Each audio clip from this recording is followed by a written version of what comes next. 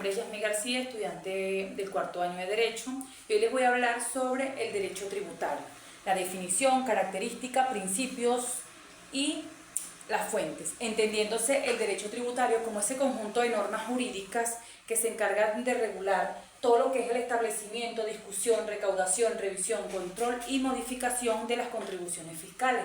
Este está ejercido o lo ejerce el Estado, siendo este el sujeto activo, y lo ejerce sobre el sujeto pasivo, que es la persona natural o jurídica, la cual debe cancelar las obligaciones y las contribuciones. Entre las características del derecho tributario está que pertenece al derecho público, porque regula esa relación entre el Estado y los particulares. Es imperativo porque no se puede transar, no pueden haber negociaciones entre las partes, sino que el pago debe ser de forma obligatoria. Es obligatorio porque si no se cumplen con dichas obligaciones, esto acarrea sanciones, por lo tanto es sancionador y es progresivo, ya que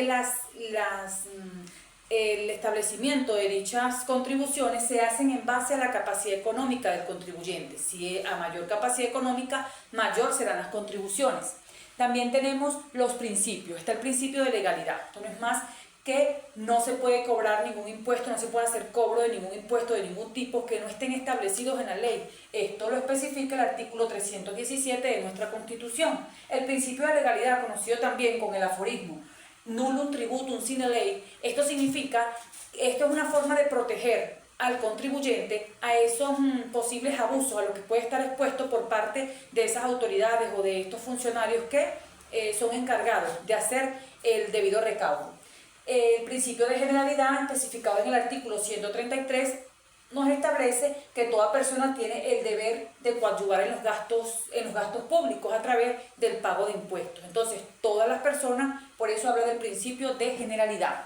Tenemos el principio de igualdad, todos somos iguales ante la ley, por lo tanto se nos debe dar el mismo trato. No debe haber ningún tipo de discriminación, pero tampoco se deben usar títulos nobiliarios, y el nombre que se debe usar es el de ciudadano o ciudadana, con algunas excepciones en los casos diplomáticos. También hablamos del principio de progresividad, lo dije anteriormente, es cuando se establecen los pagos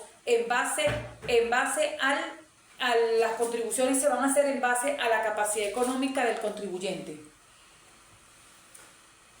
La no confiscatoriedad significa que confiscar viene del latín confiscare. Confiscar significa incorporar a la riqueza del Estado. No se le pueden quitar los bienes a una persona y que pasen a ser parte del Estado, a menos que hayan algunas excepciones pues en la ley, como el caso de personas que cometan ciertos delitos, de enriquecimiento ilícito, entre otras. Pero del resto no se debe confiscar los bienes de una persona. Esto está establecido en el artículo 115, que nos da el derecho a la propiedad, a hacer uso, goce y disfrute de nuestra propiedad, pero también en el 116 nos dice la no confiscación. Tenemos el deber de contribuir, pero no nuestras contribuciones o la contribución del particular no pueden ser más altas o tan altas al punto de que pierdan su patrimonio. La justicia tributaria se refiere a que debe ser justa la contribución, y esto establecido en el artículo 316 vuelve a hablar de lo que es la progresividad. Se establece la contribución de acuerdo a la capacidad económica del contribuyente. El principio de retroactividad especifica que no tienen efecto en el tiempo el derecho tributario, y la prohibición del pago en servicios personales está establecido en el artículo 317, donde especifica que no se pueden hacer pagos de ningún tipo con servicios personales, y que la evasión fiscal va a ser sancionada, y en caso de que no estén establecidas las sanciones en dicha ley, pues serán sanciones penales, y en caso de que quienes incurran en esta falta sean funcionarios o funcionales, pues la pena será doble.